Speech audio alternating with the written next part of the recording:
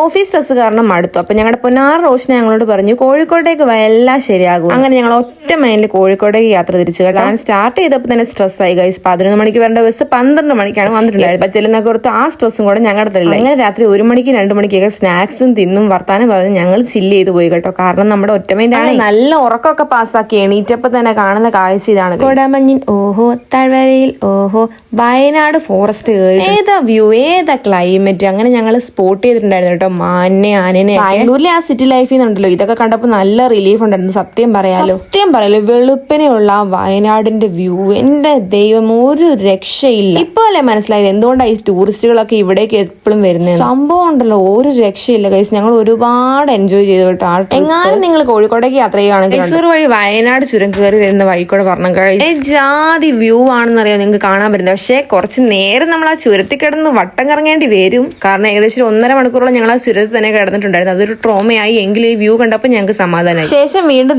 ഒരു വയ്യാവലി കൊണ്ട് ഞങ്ങളുടെ വണ്ടിക്ക് എന്തോ പറ്റി. അങ്ങനെ ഞങ്ങൾ വീണ്ടും അടുത്ത ട്രോമയിലേക്ക് പോയി. സാറിൽ ഒരു 10 മിനിറ്റും കൂടെ കേസേ ഉള്ളൂ. അങ്ങനെ അവർ ഞങ്ങളെ വീട്ടിൽ കൊണ്ടുപോയിട്ടുണ്ടായിരുന്നു. അറ്റ്ലാസ് അവള് ഞങ്ങളെ ഒന്ന് പിക്ക് ചെയ്ത് ഞങ്ങൾ നേരെ വീട്ടിലേക്ക് വന്നിട്ടുണ്ടായിരുന്നു. നമ്മുടെ ഐറ്റിനറി എന്ന് പറഞ്ഞാൽ ഫുഡ് റെഡിയാണ് ഗൈസ്. അപ്പൊ ആ വ്ളോഗ് വീഴുന്നതായിരിക്കും. Okay bye, love you all.